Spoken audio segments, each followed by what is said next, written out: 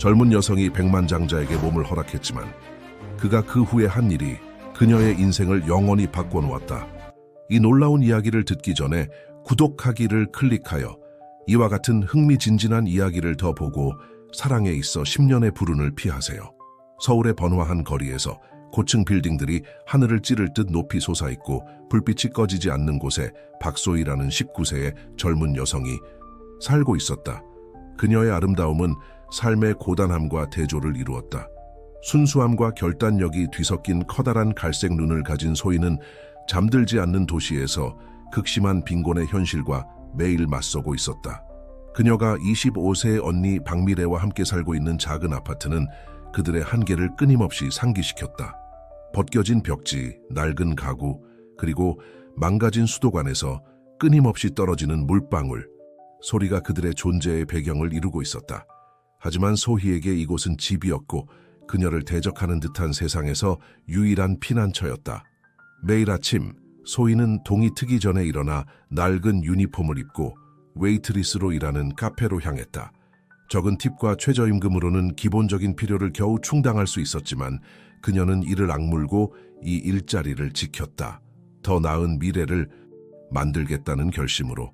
한편 미래는 매우 다른 삶을 살고 있었다. 성숙한 아름다움과 도전적인 태도를 가진 언니는 소희가 거부했던 길을 선택했다. 매춘이었다. 매일 밤 미래는 변신했다. 낡은 옷을 벗고 도발적인 드레스와 하이힐을 신고 거리로 나가 자신의 몸을 최고 입찰자에게 팔았다. 소희야, 너 좀 봐. 미래는 자주 쓴 웃음을 지으며 말했다. 넌 몇 푼 안 되는 돈을 받고 노예처럼 일하는데 난 하룻밤에 네가 한 달에 버는 돈을 벌 수 있어. 네가 젊음과 아름다움을 낭비하고 있다는 걸 모르겠어? 하지만 소희는 항상 같은 결심으로 대답했다. 난 존엄성을 지키며 적게 버는 게 영혼을 파는 것보다 낫다고 생각해, 언니. 앞으로 나아갈 다른 방법이 있을 거야. 이런 의견 차이는 자매 사이에 지속적인 긴장을 만들어냈다. 미래는 소희를 현실을 직시하기를 거부하는 순진한 아이로 봤고 소희는 언니의 결정을 판단하지 않을 수 없었다. 그럼에도 불구하고 깨지지 않는 유대감이 그들을 묶고 있었다. 그들은 서로가 이 세상에서 가진 전부였다. 어느 날 밤 카페에서 특히 힘든 근무를 마치고 집에 돌아온 소희는 낡은 소파에서 울고 있는 미래를 발견했다. 번진 화장과 뺨에 생긴 멍이 소희가 듣기 두려워하던 이야기를 말해주고 있었다. 무슨 일이야, 언니? 소희가 언니 옆에 앉아 그녀의 손을 잡으며 물었다. 흐느끼며 미래가 설명했다. 손님이 폭력적이었어. 돈을 내지 않으려고 했어. 나는 도망쳐야 했어. 소희야, 무서워. 이렇게 얼마나 더 살 수 있을지 모르겠어. 항상 강하고 도전적이었던 언니가 이렇게 불안과 눈물로 무너진 모습을 보며 소희의 마음이 아팠다. 그 순간 소희는 그들의 차이점에도 불구하고 둘 다 같은 빈곤과 절망의 감옥에 갇혀 있다는 것을 깨달았다. 우리 함께 이겨낼 거야, 언니. 소희가 언니를 안으며 약속했다. 방법을 찾을 거야. 더 나은 무언가가 우리를 기다리고 있을 거야. 하지만 미래를 위로하면서도 절망감이 소희를 엄습했다. 고지서는 쌓여가고 월세는 밀렸으며 카페에서의 일은 겨우 기본적인 필요만을 충당할 뿐이었다. 상황의 압박이 그녀를 짓누르기 시작했고 처음으로 소희는 정말 더 나은 미래가 그들을 기다리고 있을지 의문을 품었다. 그날 밤 미래가 잠든 동안 소희는 창가에 앉아 도시의 불빛을 바라보았다. 모든 웅장함과 기회를 가진 서울이 그녀를 비웃는 것 같았다. 어떻게 한 도시가 이렇게 많은 것을 제공하면서도 동시에 이렇게 적은 것을 줄 수 있을까? 눈물을 머금고 소희는 오염된 하늘에서 희미하게 보이는 별들에게 조용한 약속을 했다. 무슨 일이 있어도 그들의 삶을 바꿀 방법을 찾겠다고. 소희가 몰랐던 것은 운명이 가장 예상치 못한 방식으로 개입하려 하고 있었다는 것이었다. 그녀의 인생의 진로를 영원히 바꿀 한 남자를 그녀의 길에 놓으려 하고 있었다. 그녀를 나락의 끝으로 몰아갈 수도 있지만 동시에 그녀를 둘러싼 고난에서 탈출할 수 있는 열쇠가 될 수도 있는 만남이었다. 날이 갈수록 소희와 미래에게 상황은 더욱 힘들어졌다. 밀린 월세는 퇴거 위협이 되었고 빈 냉장고는 그들의 불안정한 상황을 잔인하게 상기시켰다. 소희는 카페에서 일하는 시간을 늘렸고 2배로 일하며 지쳐갔지만 이마저도 박자매를 겨우 연명하게 하는 정도였다. 특히 추운 가을밤 소희가 지친 근무를 마치고 집에 돌아왔을 때 미래가 남긴 쪽지를 발견했다. 더 이상 견딜 수 없어 돈을 벌러 나갔어. 깨어있지 마. 소희의 마음이 무너졌다. 그 말이 무엇을 의미하는지 정확히 알고 있었다. 절망에 빠져 더 이상 무엇을 해야 할지 모르는 상태에서 소희는 그녀의 인생의 진로를 바꿀 결정을 내렸다. 떨리는 손으로 그녀는 가장 예쁜 드레스를 입었다. 작년 생일에 미래가 선물한 것이었다. 그리고 서울의 거리로 나섰다. 재정적 문제에 대한 해결책, 어떤 해결책이라도 찾겠다는 결심으로 넌사인으로 빛나는 나이트클럽과 바들이 인도를 밝히고 있었고 그림자와 공허한 약속의 세계를 만들어내고 있었다. 소희는 목적지 없이 걸었다. 심장은 가슴속에서 세차게 뛰고 있었고 자신이 무엇을 찾고 있는지, 무엇을 할 준비가 되어 있는지 정확히 알지 못한 채로 그때 그를 보았다. 고급 레스토랑에서 나오는 키가 크고 잘 차려입은 32세쯤 되어 보이는 남자였다. 그의 태도, 호기심과 외로움이 뒤섞인 눈빛으로 거리를 바라보는 모습이 소희의 시선을 사로잡았다. 주저없이 그녀는 그에게 다가갔다. 실례합니다, 선생님. 그녀가 떨리는 목소리로 말했다. 라이터, 있으세요? 남자는 놀란 듯 그녀를 향해 돌아섰다. 그의 깊은 갈색 눈이 소희의 눈과 마주쳤고 잠시 시간이 멈춘 것 같았다. 전 담배를 피우지 않습니다. 그가 부드럽고 교양 있는 목소리로 대답했다. 하지만 더 나은 것을 제안할 수 있습니다. 커피 한잔 하시겠습니까? 밖이 춥네요. 소희는 잠시 망설였지만 절망감이 두려움을 넘어섰다. 그녀는 고개를 끄덕이고 낯선 이를 따라 근처의 카페로 향했다. 남자는 자신을 김태윤이라고 소개했다. 그는 부동산 업계의 성공한 사업가였다. 대화를 나누면서 소희는 그의 카리스마와 친절함에 매료되었다. 태윤은 자신의 인생, 여행, 성공에 대해 이야기했고 소희는 잠시 다른 삶을 꿈꾸어 보았다. 그런데 소희 씨는요? 태윤이 진심 어린 관심을 보이며 물었다. 이런 밤에 거리에 나온 이유가 뭔가요? 그 질문은 소희에게 찬물을 끼얹은 것 같았다. 현실이 다시 그녀를 강하게 덮쳤고 그녀가 참을 수 있기 전에 눈물이 뺨을 타고 흘러내리기 시작했다. 흐느끼며 소희는 태윤에게 모든 것을 털어놓았다. 가난 매일의 투쟁, 그녀의 언니, 퇴거에 대한 지속적인 두려움, 그녀는 깨진 꿈과 그날 밤 그녀를 거리로 이끈 절망감에 대해 이야기했다. 태윤은 소희가 해석할 수 없는 감정으로 가득 찬 눈으로 조용히 들었다. 그녀가 말을 마쳤을 때 그는 테이블 위에서 그녀의 손을 잡았다. 소희 씨, 그가 부드럽게 말했다. 제가 도와드릴 수 있을 것 같습니다. 하지만 알고 싶은 게 있어요. 당신은 처녀인가요? 그 질문에 소희는 깜짝 놀랐다. 그녀의 얼굴이 붉게 물들었지만 고개를 끄덕였다. 네, 그녀가 속삭였다. 그래요, 태윤의 눈이 욕망과 소희가 식별할 수 없는 더 어두운 무언가가 섞인 채 빛났다. 그렇다면 제안이 있습니다. 그가 앞으로 몸을 기울이며 말했다. 나와 하룻밤을 보내면 당신의 모든 재정적 문제가 사라질 겁니다. 월세를 낼 수 있고 음식을 살 수 있고 심지어 미래를 위해 저축할 수도 있어요. 하룻밤이에요, 소희 씨. 그리고 당신의 인생이 영원히 바뀔 겁니다. 소희는 주변의 세상이 멈춘 것 같은 느낌이 들었다. 태윤의 제안이 그녀의 귓가에 울렸다. 유혹적이면서도 동시에 두려웠다. 한편으로는 그녀가 결코 하지 않겠다고 맹세했던 모든 것을 대변했고 언니를 파멸시키는 것을 본 그 길이었다. 다른 한편으로는 그들을 집어삼키고 있는 비참함에서 빠르게 빠져나갈 수 있는 출구를 제공했다. 심장이 미친 듯이 뛰고 혼란으로 머리가 어지러운 채 소희는 그녀의 인생과 주변의 모든 사람들의 인생의 진로를 바꿀 결정을 내렸다. 동의합니다. 그녀가 거의 들리지 않을 정도로 작은 목소리로 말했다. 그 두 단어로 그녀의 운명을 봉인했다. 태윤은 미소를 지었다. 그의 눈까지 닿지 않는 미소였다. 그는 일어서서 그녀에게 손을 내밀었다. 그럼 가시죠. 그가 말하며 그녀를 카페 밖으로 서울의 밤으로 안내했다. 둘 다 결코 잊지 못할 밤이었다. 태윤이 묵고 있는 고급 호텔로 걸어가는 동안 소희는 매 걸음이 자신이 믿었던 사람에서 멀어지는 것 같다고 느꼈다. 주변의 도시가 그녀를 지켜보는 것 같았다. 조용히 그녀를 판단하며 그녀가 빠져나올 수 있을지 확신하지 못하는 세계로 들어가는 것을 지켜보고 있었다. 엘리베이터가 호텔 최상층으로 조용히 올라갔고 층수가 올라갈 때마다 소희의 심장은 더 빠르게 뛰었다. 태윤이 그녀 옆에 서 있었고 그의 압도적인 존재감이 좁은 공간을 가득 채웠다. 그들 사이의 침묵은 무거웠고 기대와 두려움으로 가득 찼다. 문이 열리자 우아하게 장식된 복도가 나타났고 소희는 다리가 젤리처럼 느껴졌다. 태윤이 그녀를 부드럽게 스위트룸으로 안내했다. 그의 손이 그녀의 등 아래쪽에 있었고 그 터치는 동시에 위안이 되면서도 위협적으로 느껴졌다. 방은 소희가 상상했던 것보다 훨씬 크고 호화로웠다. 크리스탈 샹들리에가 천장에서 매달려 있어 디자이너 가구와 벽을 장식한 예술 작품들을 부드럽게 밝히고 있었다.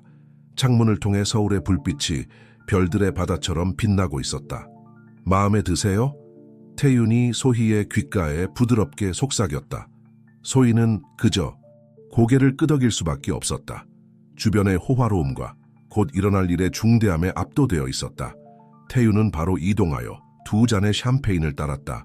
그는 소희에게 한 잔을 건넸고 그녀는 떨리는 손으로 그것을 받았다. 새로운 시작을 위해 그가 건배를 제안하며 그의 잔을 그녀의 잔에 부드럽게 부딪혔다. 소희는 술을 마셨다. 그녀의 감각을 둔하게 하고 신경을 진정시키기 시작하는 알코올에 감사했다. 태윤은 욕망과 소희가 해석할 수 없는 다른 무언가가 섞인 눈빛으로 그녀를 바라보고 있었다. 천천히 그는 그녀에게 다가왔다. 그녀의 손에서 빈잔을 가져가 옆에 내려놓았다. 그의 손가락이 소희의 뺨을 스치더니 목으로 내려갔다. 당신은 아름답습니다.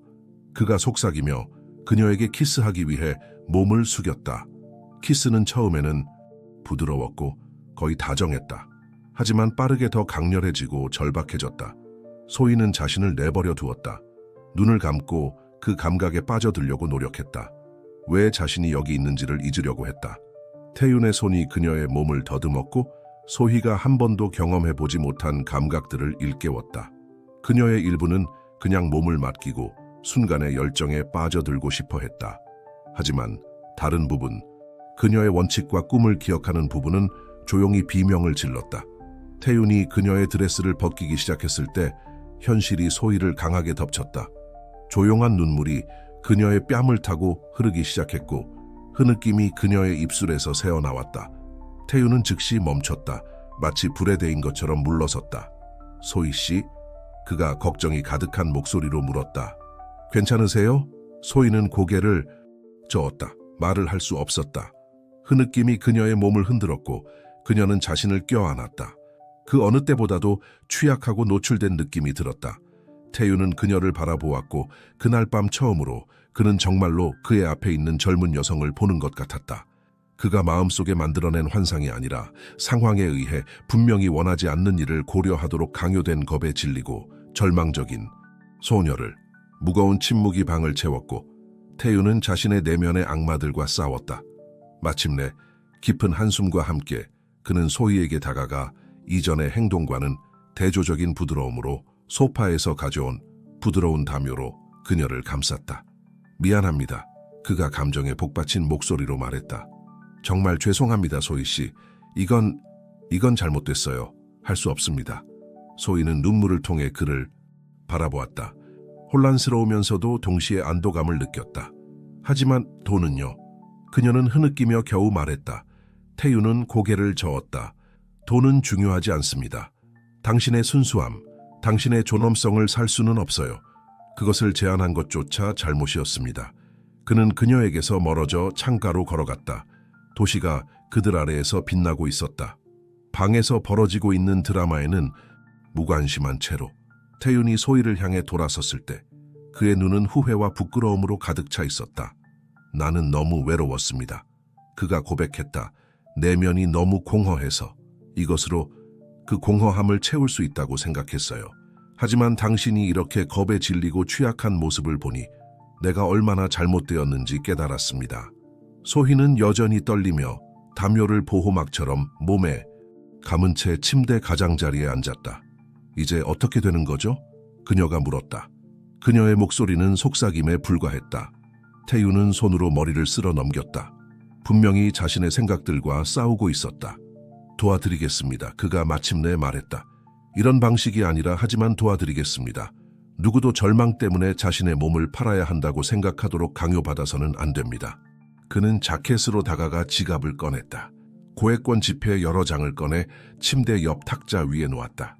이것으로 당분간 월세와 생활비를 충당하기에 충분할 겁니다. 조건 없이, 기대 없이요. 소희는 그 돈을 바라보았다. 놀라움으로 눈이 커졌다. 받을 수 없어요. 그녀가 고개를 저으며 말했다. 부탁드립니다. 받으세요. 태윤이 주장했다. 오늘 밤 일에 대한 당신을 이런 상황에 놓은 것에 대한 보상이라고 생각해 주세요. 더 영구적인 해결책을 찾는 동안 당신과 언니를 돌보는 데 사용하세요. 그의 목소리의 진정성이 소희를 설득했다.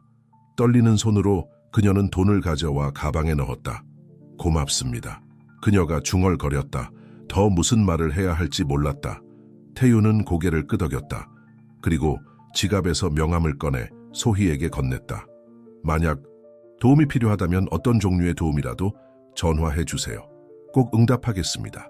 소희는 명함을 받아들고 잠시 바라보다가 돈과 함께 가방에 넣었다. 그녀는 일어섰다.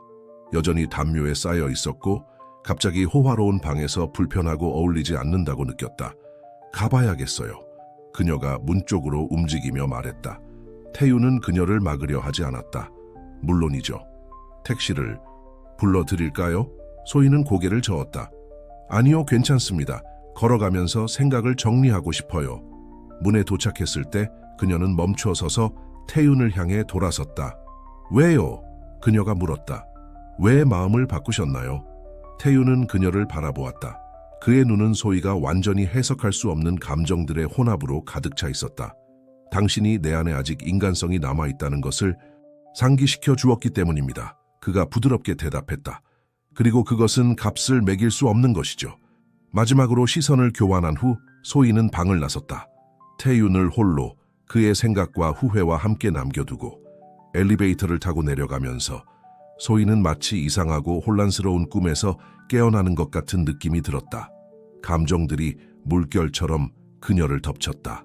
안도감, 수치심, 혼란, 감사함. 가방 속 돈의 무게는 그녀가 돌아올 수 없는 선을 넘을 뻔했다는 것을 끊임없이 상기시켰다. 호텔을 나서자 차가운 밤 공기가 그녀를 때렸고 그녀의 마음을 정리하는 데 도움이 되었다. 그녀는 걷기 시작했다. 목적지 없이 서울의 거리가 그녀를 인도하도록 내버려두며 일어났던 모든 일을 처리하려고 노력했다. 그녀는 돈을 받아들인 것이 옳은 일이었을까? 미래에게 뭐라고 말해야 할까? 그리고 이 만남은 그녀의 미래에 어떤 의미를 갖는 걸까? 걸으면서 소희는 태윤에 대해 생각하지 않을 수 없었다. 그가 어떻게 순간적으로 변했는지, 포식자에서 예상치 못한 보호자로 바뀌었는지, 가장 어두운 상황에서도 선함이 존재할 수 있는 걸까? 이런 질문들이 머릿속을 맴도는 가운데 소희는 집으로 향했다. 이 밤이 그녀의 인생을 영원히 바꿨다는 것을 알았지만 아직 어떻게 바뀌었는지 완전히 이해하지 못한 채로 그 운명의 밤 이후의 날들은 소희에게 감정의 소용돌이였다. 태윤이 준 돈으로 가장 긴급한 재정 문제들을 일시적으로 해결할 수 있었다. 밀린 월세를 내고 몇 달 동안 보지 못했던 식료품으로 냉장고를 채울 수 있었다.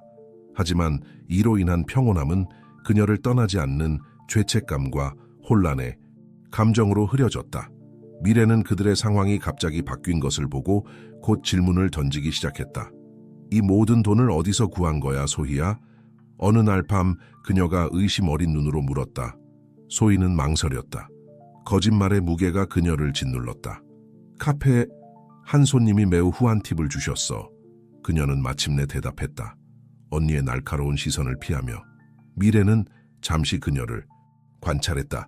분명히 확신하지 못했지만 더 이상 추궁하지 않기로 결정했다. 그게 무엇이든 간에 적어도 우리는 당분간 숨을 쉴 수 있게 되었네. 그녀가 말하며 다시 텔레비전으로 주의를 돌렸다. 하지만 소희에게 평온함은 쉽게 오지 않았다. 매일 밤 눈을 감을 때마다 그녀는 그 호텔 방에서의 순간들을 다시 경험했다. 태윤의 터치, 두려움, 수치심, 그리고 그 후 예상치 못한 동정심으로의 전환. 그녀는 끊임없이 그가 멈추지 않았다면, 그녀가 원래 계획대로 진행했다면 어떻게 되었을지 궁금해했다. 그 과정에서 자신을 잃어버렸을까? 카페에서의 일은 피난처가 되었다. 그녀의 마음이 방황하는 동안 그녀를 현실에 고정시키는 일상이었다. 하지만 거기서조차 그녀는 완전히 생각에서 벗어날 수 없었다. 들어오는 모든 사업가는 그녀에게 태윤을 떠올리게 했고 그녀는 군중 속에서 그의 얼굴을 찾고 있는 자신을 발견했다. 희망으로인지 두려움으로인지는 알 수 없었지만 어느 오후 테이블을 닦던 중에 한 손님이 명함을 떨어뜨렸다. 그것을 주워 들었을 때 소희는 심장이 멈추는 것 같았다. 그것은 태윤이 그날 밤 그녀에게 준 것과 똑같았다. 잠시 동안 그녀는 그에게 전화를 걸어야 할지 고민했다. 무엇을 찾고 싶었을까? 마무리, 설명, 아니면 그녀가 감히 이름 붙이지 못하는 다른 무언가? 결국 그녀는 그 명함을 태윤의 것과 함께 주머니에 넣었다.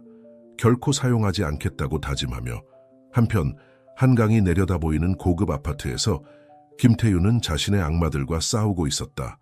취약하고 겁에 질린 소희의 이미지가 그를 괴롭혔다. 그는 일에 몰두했다. 긴 시간 동안 사무실에 있으며 위험한 사업 결정을 내리면서 기억과 후회를 억누르려 했다. 어느 날 밤 혼자 서재에 앉아있던 태윤은 휴대폰을 꺼내 소희의 번호를 바라보았다. 그날 밤 그녀가 준 정보로 저장해둔 번호였다.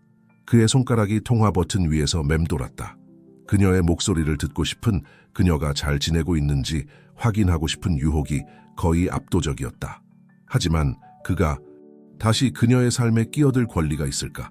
그는 이미 그녀에게 충분한 트라우마를 주지 않았던가? 좌절한 한숨과 함께 태윤은 휴대폰을 소파에 던지고 위스키 한 잔을 따랐다. 창문을 통해 도시의 불빛을 바라보며 그는 자신이 하려고 했던 일에 대해 과연 속죄할 수 있을지 궁금해했다. 날들이 지나 주가 되고 표면적으로는 소희의 삶이 정상으로 돌아온 것 같았지만 그녀 안에서 무언가 근본적인 것이 변했다. 그녀는 더 이상 같은 순수함으로 세상을 바라보지 않았다. 그녀는 삶의 어두운 면을 엿보았지만 동시에 가장 예상치 못한 곳에서 연민이 솟아나는 것을 목격했다. 어느 오후 근무를 마치고 집으로 돌아가던 중 소희는 지역 대학 앞에서 멈춰섰다. 그녀는 웅장한 건물들, 책을 든 채 들어가고 나오는 학생들을 바라보며 갈망에 아픔을 느꼈다. 그녀도 이런 것을 꿈꿀 수 있을까? 태윤에게서 받은 남은 돈, 그것이 다른 길의 시작이 될 수 있을까? 오랫동안 느끼지 못했던 결단력을 가지고 소희는 캠퍼스로 들어갔다. 입학처로 향하며 심장이 세차게 뛰는 가운데 지원 요건에 대해 물었다. 친절한 접수원이 자세한 내용을 설명하는 것을 들으며 소희는 내면에서 희망의 불꽃이 타오르는 것을 느꼈다. 어쩌면 그 끔찍한 밤이 더 나은 무언가의 촉매제였을지도 모른다. 아마도 그 경험의 잿더미에서 더 밝은 미래가 솟아오를 수 있을 것이다. 대학을 나서며 소희는 서울의 하늘을 올려다보았다. 구름이 걷혔고 오랜만에 고층 건물들 위로 희미하게 빛나는 별들을 볼 수 있었다. 그녀는 이것을 하나의 신호로 받아들였다. 밤이 아무리 어두워도 항상 앞으로 나아갈 길을 인도하는 빛이 있다는 신호로. 새로운 에너지로 가득 차 소희는 집으로 향했다. 미래와 마주하고 새로운 계획을 공유할 준비가 되어 있었다. 그녀는 쉽지 않을 것이라는 것을 알았다. 앞으로의 길이 장애물로 가득 차 있다는 것을 알았지만 오랜만에 처음으로 그녀는 목적이 있다고, 방향이 있다고 느꼈다. 소희가 몰랐던 것은 그녀가 새로운 미래를 향한 첫 걸음을 내딛는 동안 운명이 그녀의 세계의 기반을 다시 한번 흔들어 놓을 또 다른 만남을 준비하고 있었다는 것이다. 김태윤은 죄책감과 점점 커지는 구원의 욕구에 시달리며 그들을 다시 한번 서로의 길에 놓이게 할 결정을 내리려 하고 있었다. 좋든 나쁘든 몇 달이 지났고 소희의 삶은 급격한 변화를 겪었다. 결단력과 그 운명의 밤에 남은 돈으로 그녀는 사회복지학을 공부하기 위해 지역대학에 등록할 수 있었다. 이제 그녀의 날들은 수업, 책, 그리고 다른 이들을 돕고자 하는 열정을 공유하는 새로운 친구들로 가득 찼다. 하지만 미래와의 관계는 점점 더 긴장되어 갔다. 언니는 소희 삶의 변화를 의심의 눈초리로 바라보았고 어떻게 동생이 그렇게 극적인 전환을 이룰 수 있었는지 이해하지 못했다. 대학 등록금은 어디서 계속 나오는 거야, 소희야? 미래는 자주 물었다. 의심으로 가득 찬 눈으로. 너도 나처럼 하고 있는 거야, 그저 몰래? 미래가 이런 식으로 암시할 때마다 소희는 죄책감과 고통을 느꼈다. 아니야 언니, 1000번은 말했잖아. 장학금을 받았고 열심히 일하고 있어. 왜 날 위해 기뻐해주지 않는 거야? 이런 논쟁은 점점 더 빈번해졌고 자매 사이의 간극을 점점 더 넓혔다. 소희는 집에서 보내는 시간이 점점 줄어들었다. 학업 카페에서의 일, 그리고 새로운 대학 활동들 사이에서 분주했다. 한편 도시 반대편에서 김태윤도 자신만의 변화를 겪고 있었다. 소희와의 만남은 그의 내면에서 무언가를 깨웠다. 수년간의 무자비한 야망과 자기 강요된 고립으로 잠들어 있던 양심이었다. 구원에 대한 욕구에 이끌려 태윤은 자선 활동에 참여하기 시작했다. 특히 취약한 상황에 처한 젊은 여성들을 돕는 단체에 집중했다. 그의 자선 활동은 그에게 새로운 목적을 주었지만 그는 여전히 그날 밤 그의 인생을 바꾼 젊은 여성을 마음에서 지울 수 없었다. 어느 날 그가 지원하는 자선 단체 중 하나의 보고서를 검토하던 중 태윤은 얼어붙었다. 자원봉사자들의 사진 중에서 그는 익숙한 얼굴을 보았다. 소희였다. 그녀는 미소 짓고 있었고 다른 젊은이들에 둘러싸여 있었다. 분명히 어떤 지역사회 프로젝트에 참여하고 있었다. 망설임 없이 태윤은 전화기를 들어 그 단체에 전화를 걸었다. 자원봉사 프로그램에 대해 더 알고 싶습니다. 그가 말했다. 심장이 세차게 뛰고 있었다. 그날 오후 소희는 지역사회센터에서 식품 수집 캠페인을 조직하는 것을 돕고 있었다. 그녀는 자신의 일에 너무 집중한 나머지 익숙한 목소리를 들을 때까지 방에 들어온 키 크고 우아한 인물을 알아차리지 못했다. 안녕하세요, 소희 씨. 그녀는 얼어붙었다. 심장이 한번 크게 뛰었다. 천천히 돌아서자 김태윤과 얼굴을 마주하게 되었다. 태윤 씨, 그녀가 속삭였다. 놀라움, 두려움, 그리고 이름 붙일 수 없는 다른 무언가가 그녀를 스쳐 지나갔다. 당신을 찾고 있었습니다. 그가 말했다. 그의 목소리는 부드럽지만 강렬했다. 괜찮은지, 그 돈이 정말로 도움이 되었는지 알고 싶었습니다. 소희는 주변을 둘러보았다. 다른 자원봉사자들의 호기심 어린 시선을 의식했다. 여기서 얘기하기는 적절하지 않네요. 그녀가 조용히 말했다. 밖에서 이야기할 수 있을까요? 그들은 함께 지역사회 센터를 나와 근처의 작은 공원으로 걸어갔다. 해질녘의 하늘이 오렌지색과 분홍색 톤으로 물들어 있었고 이 예상치 못한 만남을 위한 초현실적인 배경을 만들어냈다. 여기서 뭘 하시는 거예요, 태윤 씨? 소희가 마침내 물었다. 벤치에 앉으며 태윤은 그녀 옆에 앉았다. 정중한 거리를 유지하며 말씀드렸듯이 당신을 찾고 있었습니다. 저는 그날 밤 있었던 일에 대해 많이 생각해왔습니다. 당신이 괜찮은지 알아야 했습니다. 소희는 그를 바라보았다. 그의 얼굴을 연구했다. 그는 그녀가 그날 밤 만났던 남자와는 달라 보였다. 그의 눈에는 그녀가 전에 보지 못했던 부드러움, 취약함이 있었다. 저는 괜찮아요. 그녀가 부드럽게 말했다. 사실 아주 좋습니다. 그 돈이 제 인생을 바꿨어요. 지금 대학에 다니고 있어요. 사회복지학을 공부하고 있죠. 제가 있었던 상황에 처한 다른 사람들을 돕고 싶어요. 태윤은 미소를 지었다. 그의 얼굴을 밝히는 진정한 미소였다. 그 말을 들으니 기쁩니다. 정말로 기쁩니다. 저도 그날 밤 이후로 일을 다르게 하려고 노력해왔습니다. 그는 그의 자선 활동에 대해 이야기했다. 어떻게 그의 부와 영향력을 이용해 세상에 긍정적인 변화를 만들어내려고 노력하고 있는지에 대해 그들이 이야기를 나누는 동안 소희는 그들 사이에 무언가가 변하고 있음을 느꼈다. 태윤과 연관된 두려움과 수치심이 사라지기 시작했고 대신 호기심과 점점 커지는 존중으로 대체되었다. 왜요? 그녀가 마침내 물었다. 왜 이 모든 일을 하신 거예요? 태윤은 잠시 침묵했다. 지평선을 바라보며 당신이 내 삶이 얼마나 공허했는지 깨닫게 해주었기 때문입니다. 그가 마침내 대답했다. 세상의 모든 돈을 가지고 있었지만 내 안의 공허함을 채우기 위해 무고한 사람을 해치려고 했습니다. 그날 밤 당신을 봤을 때 그렇게 두려워하고 취약한 모습을 보았을 때 그것은 마치 수년 만에 처음으로 나 자신을 보는 것 같았습니다. 그리고 내가 본 것이 마음에 들지 않았죠. 소희는 고개를 끄덕였다. 이해하며. 그날 밤은 저도 변화시켰어요. 그녀가 인정했다. 되어 나은 것을 위해 싸워야 한다는 것을, 더 이상 상황의 희생자가 될 수 없다는 것을 깨닫게 해주었어요. 그들은 서로를 바라보았다. 바닥을 치고 다시 일어나 자신을 재정의할 힘을 찾은 두 영혼 사이에 조용한 이해가 흘렀다. 그럼 이제 어떻게 되는 거죠? 소희가 물었다. 자신의 질문에 스스로 놀라며 태유는 부드럽게 미소 지었다. 이제 당신이 허락한다면 당신을 진정으로 알고 싶습니다. 그날 밤처럼이 아니라 세상을 더 나은 곳으로 만들려고 노력하는 두 사람으로서요. 어쩌면 몇몇 자선 프로젝트에서 함께 일할 수 있을지도 모릅니다. 압박 없이, 기대 없이, 그저 선을 행하려는 두 사람으로서요. 소희는 제안을 고려했다. 그녀의 일부는 아니라고 말하고 싶었다. 그녀 인생의 그 고통스러운 장과의 모든 연결을 끊고 싶었다. 하지만 다른 부분, 매일 더 강해지고 있는 부분은 그녀를 파괴할 수도 있었던 경험에서 긍정적인 무언가를 만들어낼 기회를 보았다. 좋아요, 그녀가 마침내 말했다. 하지만 한 가지 조건이 있어요. 모든 것이 투명해야 해요. 비밀도 숨겨진 의도도 없이요. 태유는 엄숙하게 고개를 끄덕였다. 약속드리겠습니다. 그들이 벤치에서 일어나 떠날 준비를 하면서 소희는 자신이 중요한 무언가의 가장자리에 있다는 느낌을 받지 않을 수 없었다. 그것이 우정의 시작인지 직업적 파트너십인지 아니면 그 이상의 무엇인지 알 수 없었다. 하지만 오랜만에 처음으로 그녀는 미래에 대해 희망적인 느낌이 들었다. 그들 둘 다 몰랐던 것은 그들의 재회가 눈에 띄지 않게 지나가지 않았다는 것이다.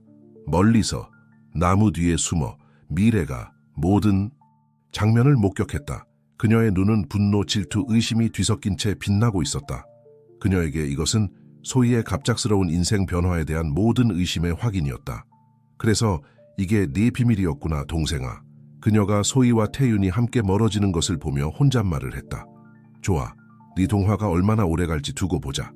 쓰라림으로 가득 찬 마음으로 미래는 돌아서서 반대 방향으로 걸어갔다. 그녀의 마음은 이미 그녀가 동생의 위선이라고 여기는 것을 폭로할 방법을 계획하고 있었다. 소희와 태윤의 재회는 자매 간의 관계뿐만 아니라 소희가 자신을 위해 만들어가고 있던 연약한 새로운 세계도 위협할 갈등의 씨앗을 심었다. 이후 몇 달은 소희에게 감정의 소용돌이였다.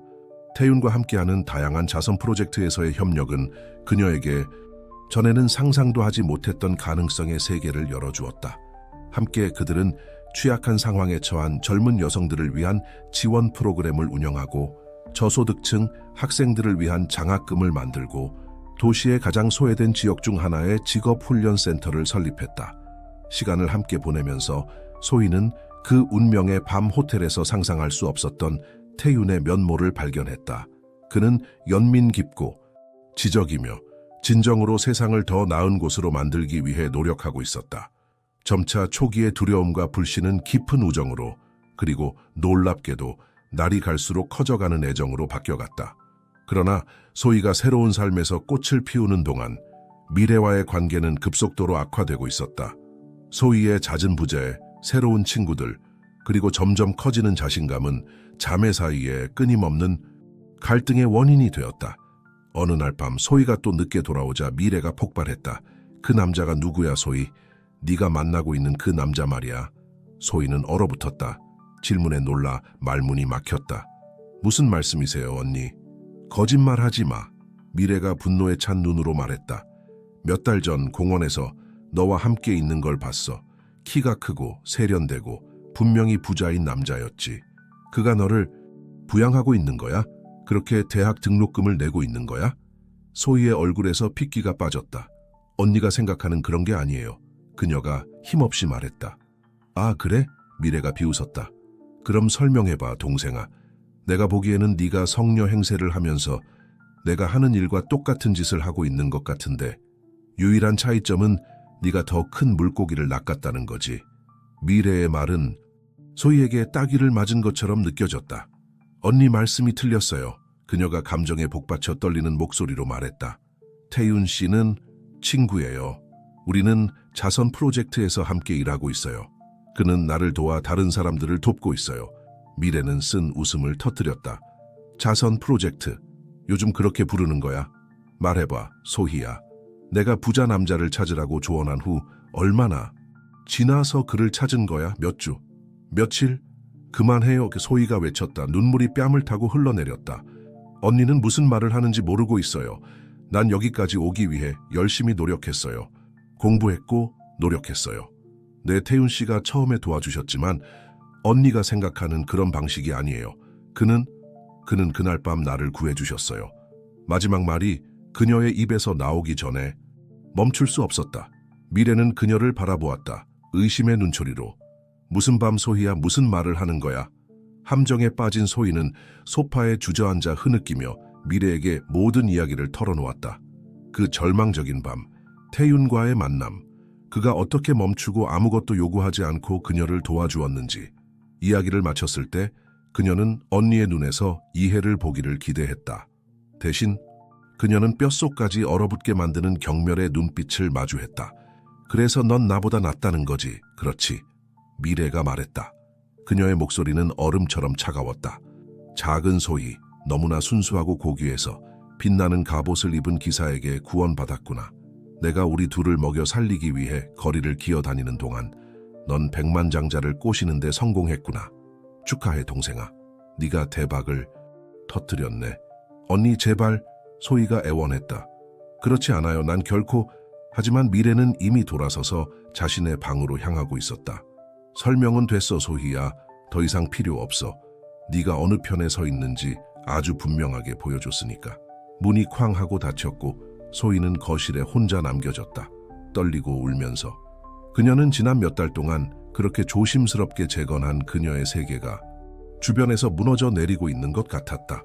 떨리는 손으로 그녀는 전화기를 꺼내 태윤의 번호를 눌렀다. 그가 전화를 받았을 때 걱정 가득한 목소리로 대답하자 소희는 흐느낌을 겨우 참을 수 있었다. 태윤 씨, 그녀가 말했다. 그녀의 목소리는 흐느낌으로 갈라졌다. 만나야 해요. 모든 게 무너지고 있어요. 지금 가겠습니다. 그가 주저없이 대답했다. 기다리세요, 소희 씨. 당신은 이 일에 혼자가 아닙니다. 기다리는 동안 소희는 주변을 둘러보았다. 오랫동안 그녀의 집이었던 작은 아파트를 바라보았다. 이제 그곳은 감옥처럼 느껴졌다. 쓰라린 기억과 깨진 꿈들로 가득 찬. 어떻게 이 지경까지 오게 된 걸까? 어떻게 미래와의 관계를 회복할 수 있을까? 소희가 몰랐던 것은 그녀의 방에서 미래가 그들의 삶의 진로를 영원히 바꿀 결정을 내리고 있다는 것이었다. 분노의 눈물을 흘리며 그녀는 작은 가방을 싸고 있었다. 그녀는 더 이상 성녀 소희, 미래가 늘 꿈꿔왔던 모든 것을 이룬 동생과 같은 공간에 있을 수 없었다. 태윤이 아파트에 도착했을 때 그는 소파에 웅크리고 있는 소희를 발견했다. 그는 아무 말 없이 그녀를 안아주었다. 그녀가 그토록 필요로 하던 위안을 제공했다. 바로 그 순간 태윤의 팔 안에 있을 때 소희는 현관문이 열리고 닫히는 소리를 들었다. 그녀는 벌떡 일어나 미래의 방으로 달려갔다. 하지만 방은 비어 있었고 서랍은 열려 있었으며 언니의 소지품들은 사라져 있었다. 그녀가 갔어요. 소희가 속삭였다.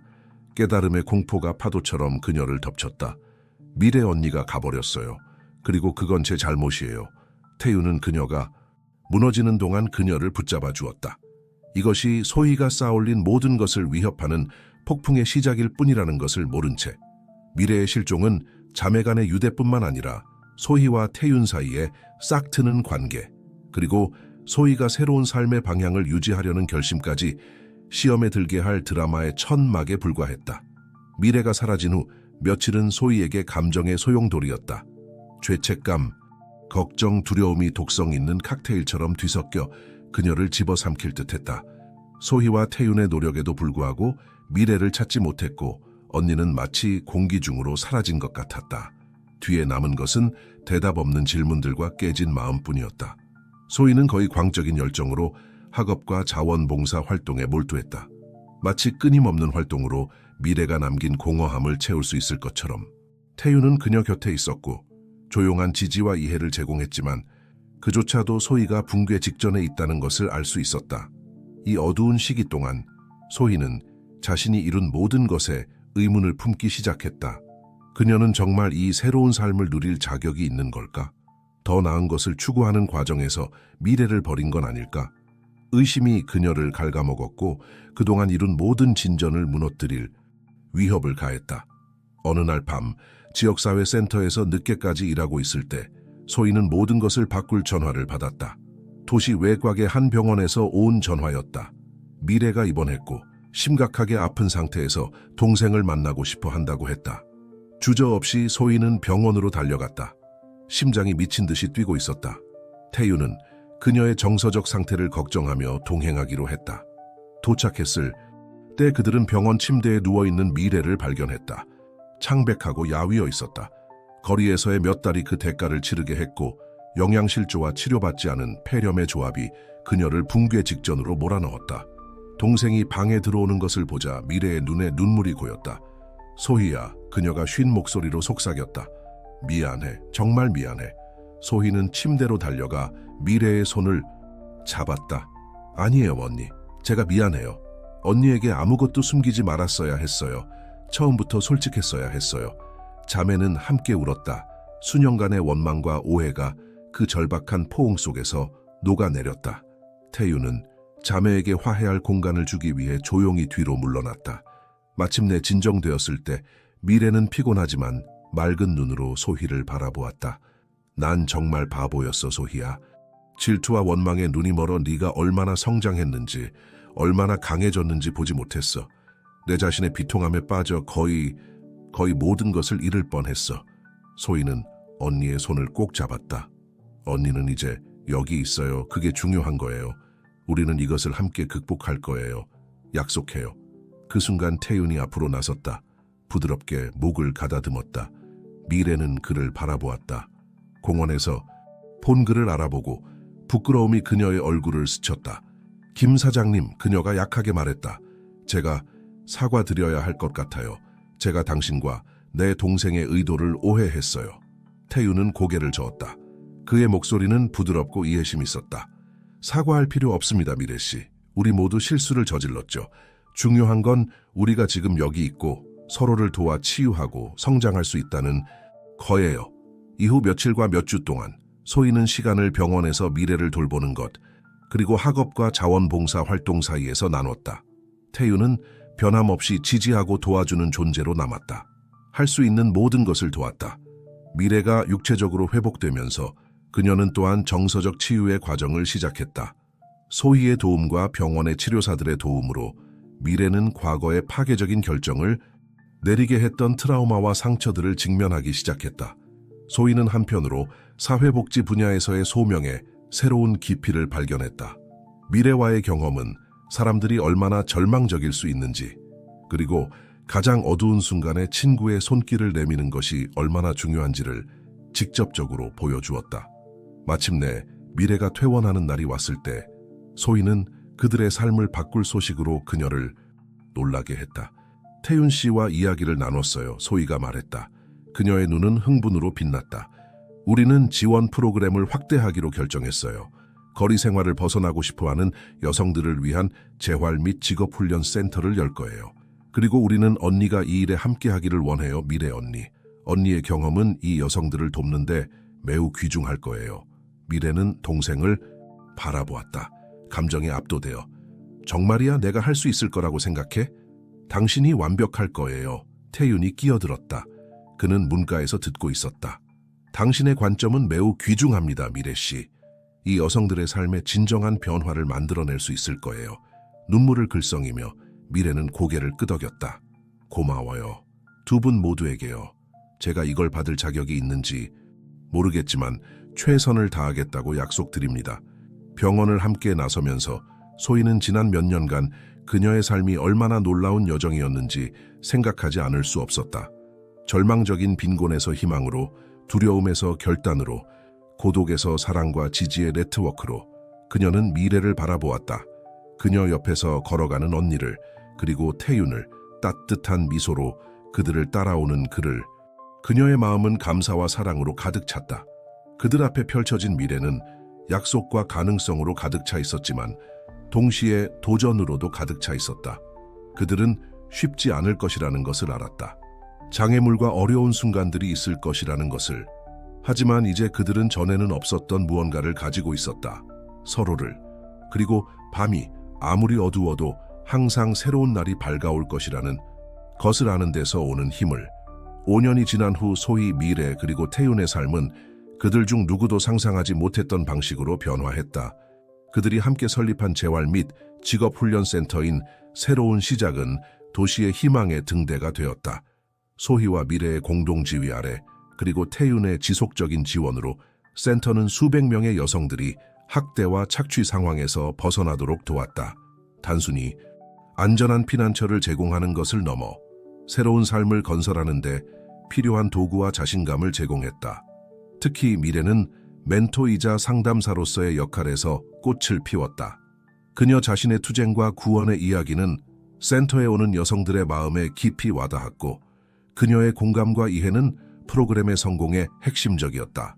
소희는 사회복지학 석사 학위를 취득했고 취약한 상황에 처한 여성들의 재활과 역량 강화 분야에서 존경받는 목소리가 되었다.